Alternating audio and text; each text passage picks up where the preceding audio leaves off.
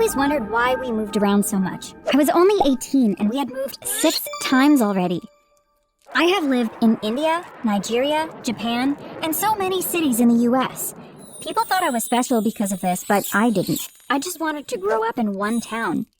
One day, I was on my way to Target to get some groceries when I saw 2 men arguing in front of me.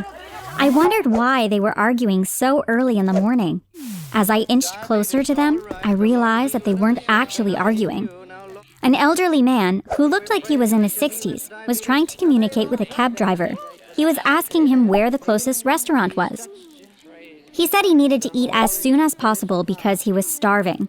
He hadn't eaten the previous day, because no one around there understood what he was saying and he couldn't take it anymore.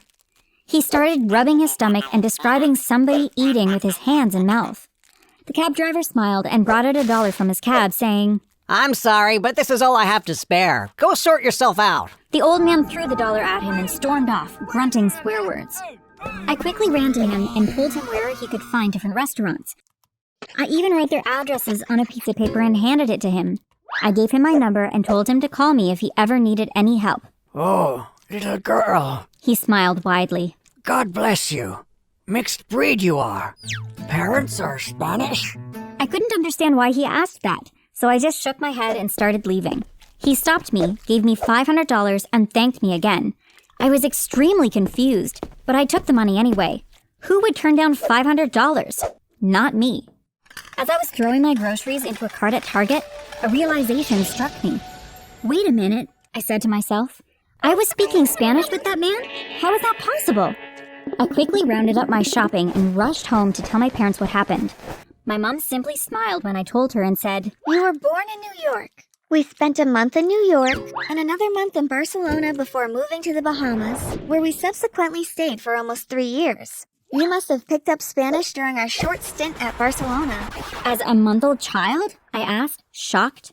Of course. This is quite common for people in our family. We're not like other people. We're gifted. It was weird how she said people in our family because they made it clear that I had no uncles or aunties. So who were these people in our family? I guess this also means that we've moved more often than I initially thought, right?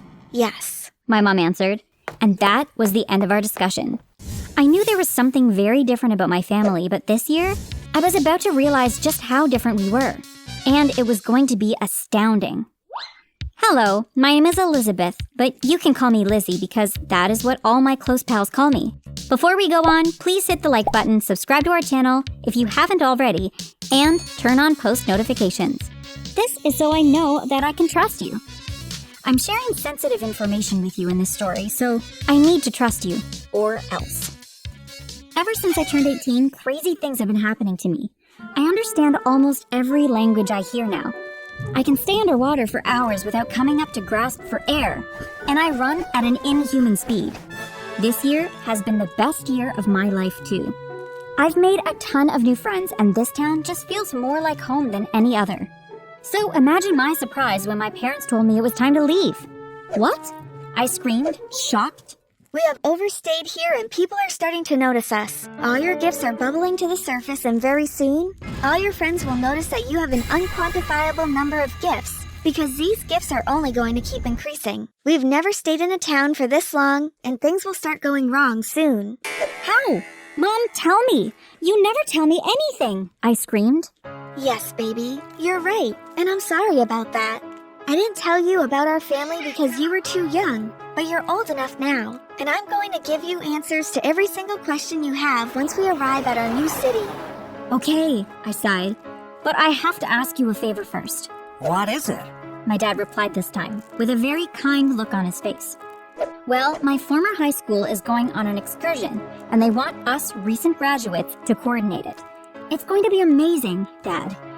And what's more, they will be paying us $20 per hour for our hard work. Sounds like an okay idea. Dad smiled. Where will this excursion be? New Princeton, I screamed with joy. Mom and Dad looked at each other like someone just died. Then Mom fell on the floor and started crying. "I knew it. I knew they were close. She's close. We're dead. We're all gonna die." We're not gonna die, my love. My dad picked Mom up off the floor. I'm sorry, baby, but the last place we should be in if we like our lives is New Princeton. We will be leaving by 5 a.m. tomorrow morning. But Dad, the school is leaving for the excursion by 5:15 a.m. If we leave so early, I won't even be able to tell them goodbye. I'm sorry, baby. It's late. Now go to bed. Dad ordered as he lifted Mom onto his shoulders and walked into their bedroom. I tossed and turned as I lay in bed. I couldn't go to sleep. My parents were trying to rid me of the only good life I had ever had simply due to their own selfishness. I would probably never see my best friends ever again, and they didn't even care. All they wanted me to do was to pack my bags and run away with them. They didn't care about my feelings, so I couldn't care about theirs. I arranged all the things I needed for the excursion in my school bag, called one of my besties, Rosemary, and told her that I was coming to her place. I tiptoed out of the house, then locked all the doors and windows from the outside so my parents wouldn't be able to come out for a while. I climbed the fence and ran to Rosemary's. When I got there, I told her how my parents wanted to stop me from going on the excursion, which was the highlight of every high school graduate's life in this town, and she screamed, "There's no way we're gonna let that happen." And that was it. The next morning, we joined the school bus and left for New Princeton. We all sang and danced in the bus, and I felt overjoyed. I had no idea just how much danger I was about to hook myself in. I knew my parents would be mad at me, but we could discuss my punishment after the excursion. New Princeton was beautiful. It was a small town with only one way in and one way out. According to our tour guide, New Princeton was the oldest city in the country and perhaps the world. It had historical buildings that you couldn't find elsewhere, and every structure in the town was built with mud. Isn't that amazing? These buildings had lasted longer than most modern buildings, and they were made with just mud. We couldn't believe it. Our tour guide laughed and said, You guys are amazed? Wait till you see the cave. It is the first building that was ever constructed in this town, where the founders of this town lived. And there are even carvings on the walls created with extremely long fingernails of these founders. They put themselves on the wall so they'd live forever. And rumor has it that they still live on till this day. Some of them still live in this city, and they may be watching us right now as we speak. The instant the tour guide said this, I felt a very cold chill run through my spine, accompanied by a presence. It was almost like someone was watching me. I looked around and wondered if my parents had followed the bus to New Princeton. But everyone seemed to be conducting their normal businesses, and my parents were nowhere to be found. I followed the crowd towards the cave, and as we were about to enter, a very old, dirty-looking woman ran to me and screamed, My daughter, you're back. I knew you'd come back. I've missed you. The old woman tried to hug me, but the tour guide quickly pulled me from her hands. Be careful, Lizzie. Some of the people here are psycho. Don't let anyone touch you. And with that, we entered the cave. First of all, Our tour guide started. I'd like to show you all the walls of time, filled with carvings that are almost 1,000 years old. Rumor has it that as long as the drawings of the founders are carved into this magical cave, the founders and anyone born of their blood can never die. Only someone from the family of the founders can remove a carving from this wall. But you know what the catch is? What? Everyone echoed. Whoever removes a carving dies alongside the person whose picture he removes. Oh. Everyone echoed at once. At this point, I was bored, freaking scared, and I wanted to go back home. Of course, I was supposed to be something of a chaperone, but wouldn't it be fun to disappear for a few minutes and give these kids the scare of their lives? I smiled. I snuck off alone and mistakenly wandered into a massive section of the cave. After taking one glance, I knew I had beat the excursion to the walls of time. That tour guide definitely didn't use shortcuts. The carvings looked so lifelike. It felt like they were real people. Wow, I thought. These founders were really artists. Suddenly, all of the eyes in the carvings turned towards me and started calling my name in unison. Elizabeth, welcome back. Come with us.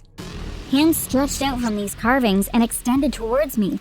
I tried my best to dodge them, and I was succeeding until one particular hand stretched and kept stretching until a whole body came out. An actual person came out from the carving, And this person looked exactly like me, like a twin sister or doppelganger. She smiled. How do you know my name? I asked. How do you know mine? She replied. Your name is Elizabeth? How do I know your name? Why do you look exactly like me? I screamed. Come with me and I'll show you everything you need to know. I'll give you gifts that your current gifts won't be able to hold a candle to. And I'll make you live forever. She stretched her hands and helped me stand up. I was about to enter the wall with her when my parents appeared out of thin air. They sprayed purple smoke and all the hands went inside, including the woman who came out. They grabbed me and threw a black smoke on the floor, which made us start disappearing. As our bodies disappeared, I heard Elizabeth shouting, "Wait! No!" We appeared in a living room in a new city. All our things were there. My parents went about their day like nothing happened. We've moved. We called your school and told them that we had to pick you up so you don't have anything to worry about. Nobody is looking for you. Are you hungry? I made spaghetti and meatballs. My mom smiled at me. Am I hungry? We literally just vanished, and there were hands out of the walls, and black smoke, and purple smoke, and someone named Elizabeth that looked like me, and... I couldn't put my words together. You'll need a full stomach to hear this. My mom replied, handing me a plate of spaghetti and meatballs. My mom explained that the lady I met was my grandmother, and she was still alive. She told me that every single person carved in that cave was alive. She said that her and my dad are direct descendants of the founding families in New Princeton. They are all blessed with special gifts and could do things that normal humans could never dream of doing. 2 of the founding families hated each other passionately, and my mom and dad were from these 2 separate clans. Their parents didn't let them get married, so they ran away and got married in another town. My grandmother, who is my mom's mom, was also my mom's best friend, and my mom told her everything, thinking that she was on her side. My mother thought that her dad alone was against the marriage. She later realized that her own mother was the one who cursed her with barrenness for over 480 years, just so she wouldn't give birth to someone with the blood of my dad's family. She stopped communicating with her after that and started changing cities because her mother was still looking for her. She healed herself and was able to give birth to me, and her mother has been looking for a way to kill me ever since. Why did you give me your name then? I asked my parents. We named you Elizabeth because of how alike you are to her. Same face, body, behavior, everything. My dad replied. Also, because your mom still loves her, and she hopes that her mom will eventually stop trying to kill you when she sees that you not only bear her name, but are a carbon copy of her in every aspect. Unfortunately, that isn't working. She obviously still wants to kill you because she's trying to take you into that cave wall, knowing that even your immortality can't survive the powers of that magic wall. She can't find us here? I asked, scared. For now. My mom replied. Wow, this is crazy. So, how old are you guys?